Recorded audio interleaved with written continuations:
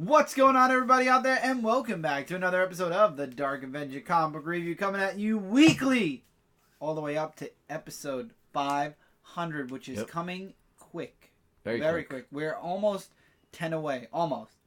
I don't remember exactly what number we're up to, but we are almost. We're getting there. Oh, but it's a coming. He's a cooking up something. I knew you were going to say that. I knew it was coming. So, really quick, as always, pre-review show time.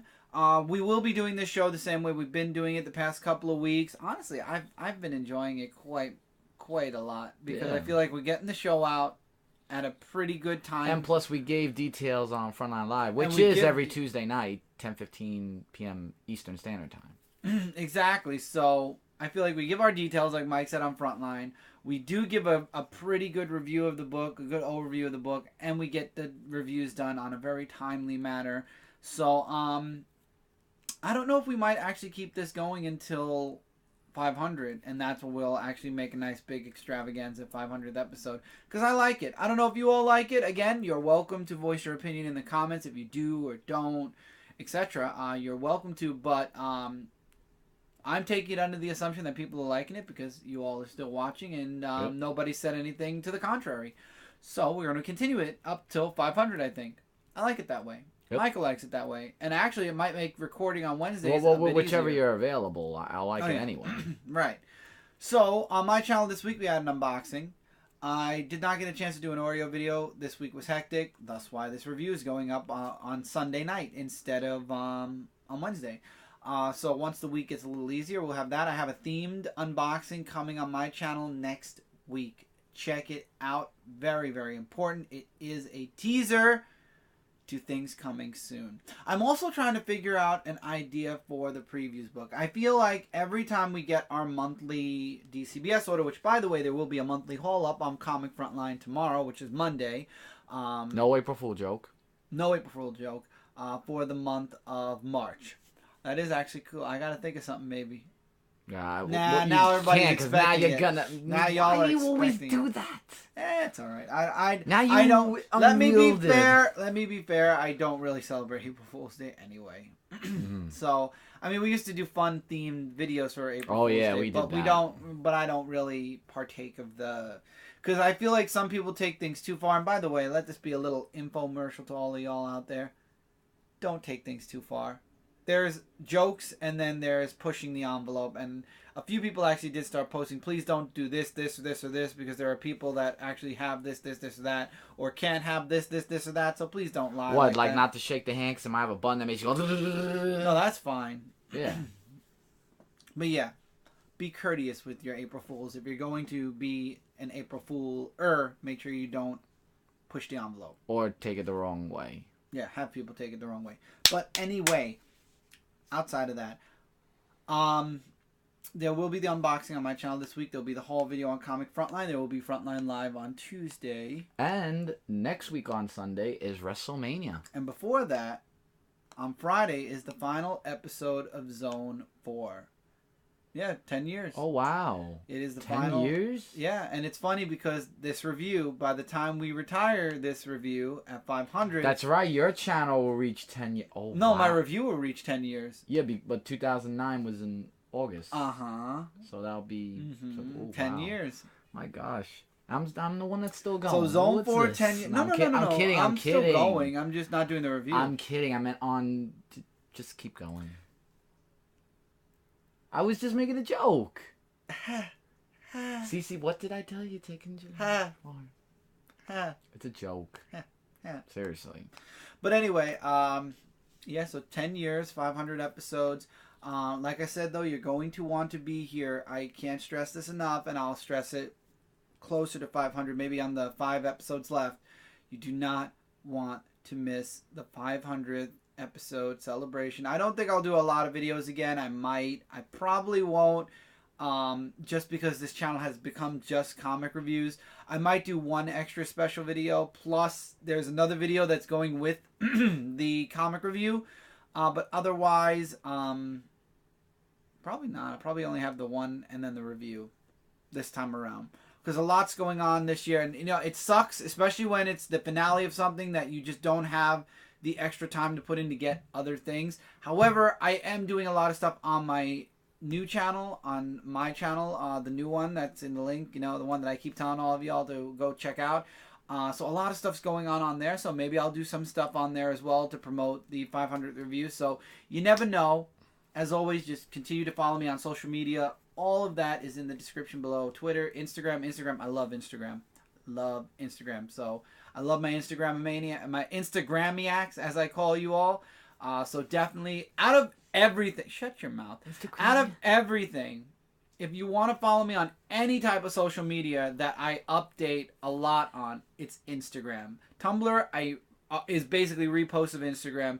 Twitter, I do tweet every once in a great while. I thought you never go on Tumblr. No, I don't. Like I just said, I only, like, when you put on Instagram, you can share it on. Oh, and then the whole thing. Right. Oh, okay. I don't really do Facebook as far as a group, but Instagram, I am on a lot. So if there's any place you want to follow me in social media, it's Instagram. So definitely follow me on Instagram. Don't forget to check out the new channel. That's a lot of new stuff. And Twitch. I took a week off this week. I did a stream yesterday night for a little while. Might take tonight off as well, tonight being Sunday. We will be getting back into some games very, very soon. Well, there are games that are coming out very, very soon, too. There are. So, now, going back to what I was originally saying was the previews book. Every month we get our order from DCBS, and every month we get the previews book. Now, as you all know, we get our previews early. Like, in 3 more weeks, we're going to be getting the listing of all the stuff coming out for... June? No, I think this was June. I think July. Oh, right. April, May, June, July. Right. So we get it digitally. We get the lists of releases digitally on the website first, and then the previews come for us at the end of the month. Even if you make your order weekly, the previews magazine comes at the end of the month. So already we know what's coming for DC and Marvel. Granted, it's only 99 cents to get the book, unless you want to buy the order form, which is another $1 and change. I don't buy the order form because obviously I use DCBS, but I really want to have a reason for getting these magazines. So I'm working on an idea that might surround and encompass the previews magazines, Marvel, DC, and the actual previews book. So stay tuned. I don't know where I will post it, though. It might be on Frontline. It might be on my channel. It depends on where I'm going with the idea.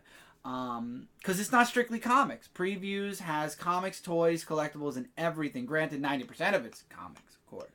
But I don't know yet. I'm going to think on it, and I'll let you all know. I'll let you all know what I think. I might, we'll see. I don't know. I don't want to spitball it on there or anything, but I'm thinking about a reason for getting this magazine. I need to have at least a reason for getting this every single month, and I think a nice video for it. But what it will be about, how I'll do it, will it be live, won't it be live, where will it be, that is something I'm going to have to sit down and really think about. Yep. But that's a thought for another time. Right now we are doing the comic review. We are already 8 minutes in. That's a nice pre-show size. And how many books and when did they come out? We have 11 books. 11 books, so this should be pretty quick anyway. Released on March 20th, 2019. So we're going to start with your books. All right. Second to last week of March, right? One more week in March? Yeah, there's to 27. Yeah, and then we go into the new month. One more week in March. We're going to be getting... I already started reading those books a little bit. Yep, same here. TMNT Shredder in Hell issue number 2. I've been enjoying Shredder in Hell, and this book is no different than the first issue. Excellent storytelling. The symbolism of Shredder being in hell, and now the realization of that he is the... I forget again. I read this book like first out of all my books. He's like the soul of the dragon, or the dragon bear, or whatever it is. He has something special connected to him, and this is obviously what's going to bring him back from hell. And this is all going to culminate, I believe, in issue number 100 of TMNT. Speaking of which, let's not even continue that statement, because TMNT issue number 92 has also come out this week. So while I'm talking about TMNT, let's talk about TMNT. So Karai comes back and wants to take over the Foot Clan, and everything looks like it's going according to plan. And then on the side, you got Metalhead planning things out with Bishop, to destroy the turtles. Everything's going great until the very end when it comes to the last thing. And this again goes back to, if you didn't read the macro series for the TMNT series that just came out earlier, at the end of last year, coming into, I believe, the beginning of this year, you definitely needed to read Michelangelo's Macro because it explained the kids, and the kids were also in the series, but Karai does not agree with Splinter's decision that the kids are going to be educated and then given the choice whether to join the Foot or to go out into the world and do their own thing. She believes that they should be trained as foot soldiers, nothing else, and that's what they should be, period. And it causes a huge fight. Next thing you know, Karai, instead of peacefully taking the throne, Splinter, because she does not agree with the terms for the children, refuses to give the leadership back to Karai because he doesn't want her to bring the Foot Clan back down to where it was. And he feels that that's what would happen because he already made an honorable decision and choice, and she wasn't willing to honor it. So now Karai is going to be another problem that faces Splinter. You got Metalhead, you got Karai, you've got Splinter, Shredder coming out of hell. There's a lot going on, and I believe this was issue 94. There's only 92. 92. Yeah. There's still a lot of build-up that could be happening, but I'm looking forward to it. TMNT. Going very strong, and I spent a lot of time on that book, so the rest of my books will be probably shorter. Sonic the Hedgehog, issue number 15. Sonic once again encountering with Rough and Tumble from what we saw in the other issues. And you also see Eggman in this, and what I see in this book is that, you know how when Sonic and Amy, like, Sonic doesn't like to be around Amy, but you actually see more of a close connection that Sonic and Amy actually could get along with each other. Like, there are just some moments in this story where that happened, along with meeting up with Rough and Tumble, but they work as great as a team. That I could say that much. And then, of course, when they fight with each other, there's these new powers that Rough and Tumble have, thanks to Dr. Eggman's experiments and whatnot. And it looks like that Dr. Eggman might have something more up his sleeve that we know won't affect Sonic, but because, you know, Sonic always defeats him, but who knows? Maybe something could be a huge turnaround. You never know. Savage Sword. We are now in the big two, starting with Marvel. Actually, Marvel's going to be dominating this one. I think we only have 3 DC this week. Yeah, we have 3 DC. And the rest is all Marvel. Yeah, Marvel, yeah. All right, good. So, Savage Sword of Conan, issue number 3. And do you feel like I feel about Conan? They are really oversaturating Conan. There's Savage Sword, there's Conan, there's Conan, whatever that woman is. Thing, and now they're coming out with another Savage one. Avengers. There's like 4 different Conans, and every time I look at this, like now, I'm confused about... Oh yeah, this is a story about where he goes to this temple, and then he brings these people with him to fight off against the serpent, and there's this bear he encounters with. You know, you don't have to read every single Conan. If a Conan book is... No, it's just, this one is kind of like an up and down slope. Like, some of the issues are good, and then there's ones that are not so good. You know, so this one's like an up and down slope. I don't know, but definitely something to check out, I guess, if you want to. Now, I'm curious if you read this one. You didn't. I did not. I read the other SpiderMan City at War, issue number 1. The game verse for Spider-Man. It's a miniseries. I might actually get the single issues for this. I'm debating still. I love the Clayton Crane, I believe is his name, who does the cover. The cover? Cover. Yeah, Clayton Crane. Crane, yeah. I love I love his covers.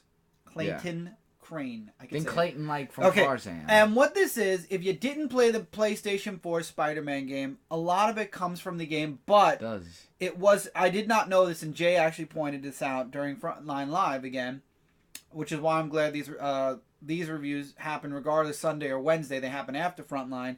There is going to be some unique stuff in these comics. So while I played the game, Mike's played the game, we recognize a lot of the stuff that goes on in here. There are differences. I can see it already. Yeah, there was a Miles scene in there that's very different from the game. There are scenes in the book that are different from the game. Now, we played the game a while ago, though. It came out last year. The end of last year. Oh, yeah, wow. No. Yeah, last year. November, I think it was. No, I think it was October. Was it October? Because around Comic-Con. Okay. Either way, though. But yeah, either way. It came out then. So it's been a while since we've played the Spider-Man game. So a lot of the story, while we remember it, it's nice to reread it. And that's why I'm saying I might get this in single issue format now that I know. Because I didn't know what we were getting into with City at War. I really didn't. And I didn't want to buy something that put a big question mark. Event. Right. And this mini's worth it. In my opinion, it's really worth it. The art's great. The story's fun. I think Kat was the only one that didn't find real enjoyment with the book. I had it a little lower in my top 5 because I felt like I've read the story. But at the same time, after hearing that there's going to be some unique stuff, I'm actually looking forward to seeing what unique stuff is going to be put in. Hopefully they put some of the post-game DLC stuff in with Black Cat and the gangs and whatnot. Mm-hmm. So I'm hoping. I'm looking forward to what's next. I probably will be getting the single issue of that. Unfortunately, I did not get it in time to do it in the monthly haul, but I'll probably save it for the following month. We're going to be continuing the Spider-Man train for the next 2 books. Friendly Neighborhood Spider-Man issue number 4. The conclusion to the first arc. I did read this too a little bit. This was fun. This was a good ending to the first story arc. I loved how Pete's amazingly smart. He basically reunites the mom. You know, he's healed up. He's fine. He puts out a couple of favors. And you get Human Torch action, I think. Oh yes, Human Torch is in this. Wilson Fisk tells the police to stay out of this business because the Under Yorkers are coming up looking for the girl. Spider-Man confronts the grandfather and says, "Dude, I have a lot of superhero friends. She's under their protection now. She could be on a different planet, a different dimension, a different place on the planet. And I asked to be especially clueless in this case. So I have no clue where she is. I have no clue what hero hit her by magic or whatever means. So guess what? I don't know where your daughter is. And she's safe and she wants to stay here." And he basically does something in the book that forces Wilson Fisk to do the right thing, which I liked. Wilson Fisk was involved in this whole ordeal. And he tells them to go back underground where they belong.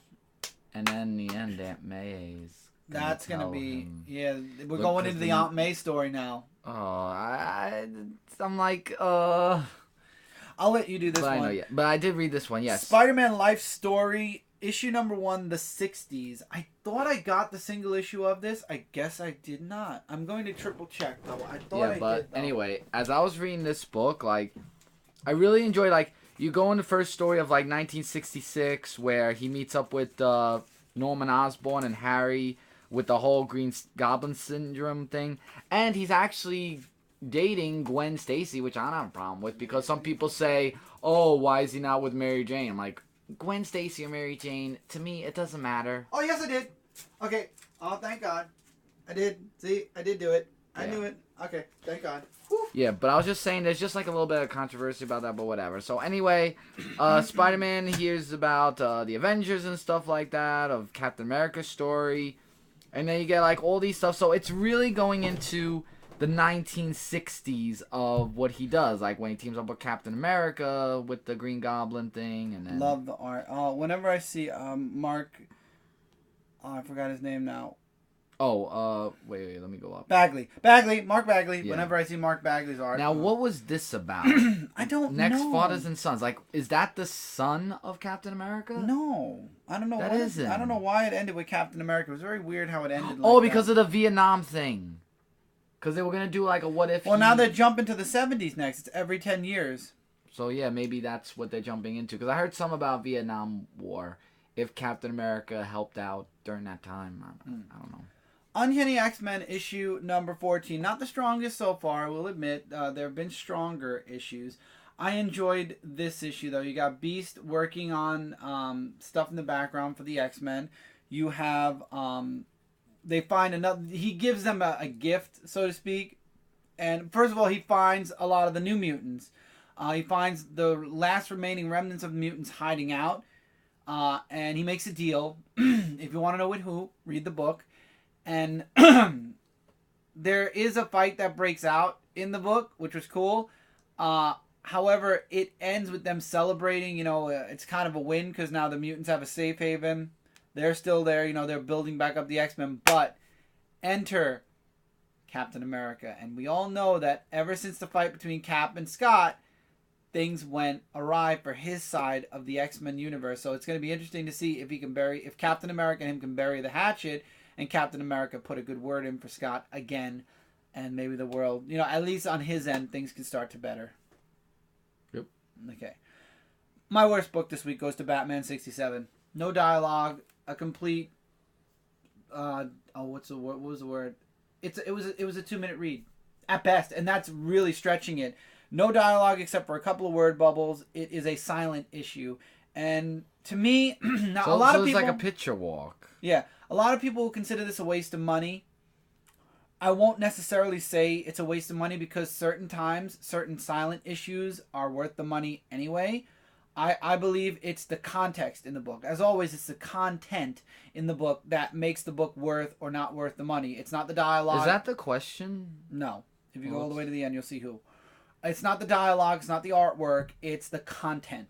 And I feel like the content in this book didn't equal up to worth. So for me, it's not the fact that it's a silent issue, it's the fact that it's a filler issue. A 5th issue in a row filler issue. Right now we are in, I don't know why. And DC, please, please, I hope this isn't going to be a permanent. We are in filler hell between Superman. Action's starting to pick up finally. Action was in filler. Flash, and Flash is going to be going to year 1 soon. Batman. Detective is just hit 1,000 this past week. I did not read the issue yet. I'm saving that for last, regardless of how much I have to read. So I will be checking that out. But Detective, the last arc before the 1,000th issue was pretty much a filler. Justice League, which I will talk about, it has its thing going on. There's a lot of filler going on right now, and it needs to. I mean, Young Justice is a bunch of backstories for the whole first arc, so it's really a filler intro arc, which is bad. Just too much filler going on. Even Supergirl feels like they're just putting a story out to get us to the Roll Goes R crossover that's going to happen with Superman. And it's like, DC, what are you guys doing? Too much filler. And for Batman, in this case, this is the X amount issue in a row. We're in Naruto hell right now. Anyone who knows what I mean when it comes to the Naruto anime, Naruto went 2 years in a row, and maybe longer, of just filler story arcs. Just filler. The Batman has been going for 2 months now, I believe. Straight filler. And now I know there's end in sight, but I truly don't know if I'm coming. I don't know if I'm going to drop Batman.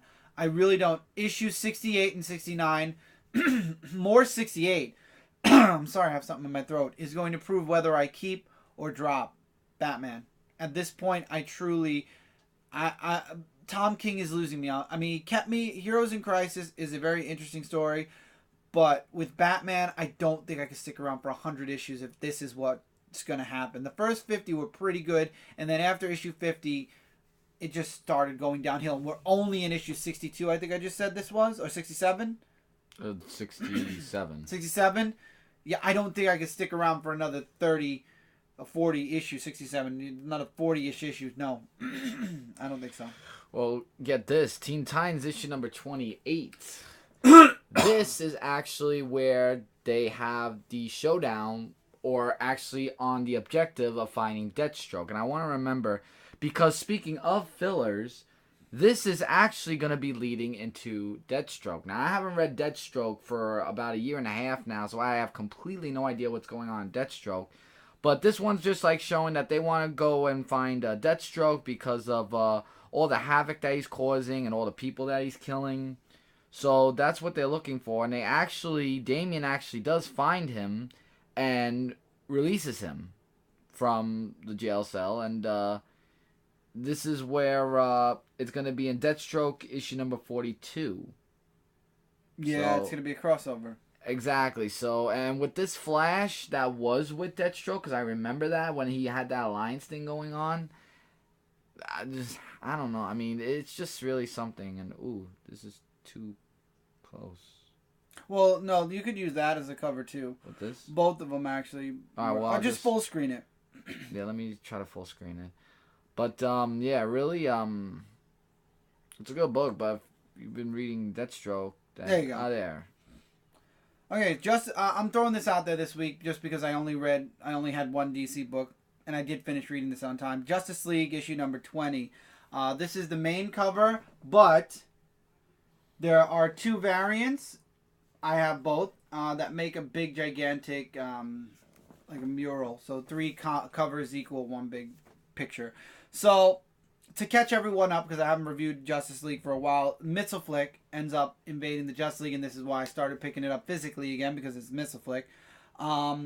And Yeah, he's talking about the way the Legion of Doom is going, the world's going to end. So he sends Superman through a door, and this older version, the white suit Superman comes out. He takes the Justice League in this issue to the future. House of Justice. And, yeah, basically the world is a bliss. The world is completely safe. It's basically, what's the word I'm looking for? There's world peace, basically. The world is completely at peace. It's prosperous. The whole fight with the Legion of Doom happened. There was a casualty. I'm not going to say what the casualty was, but basically the world is now at 100% peace and prosperity. And then we find out that this haven, this beautiful thing, is a lie.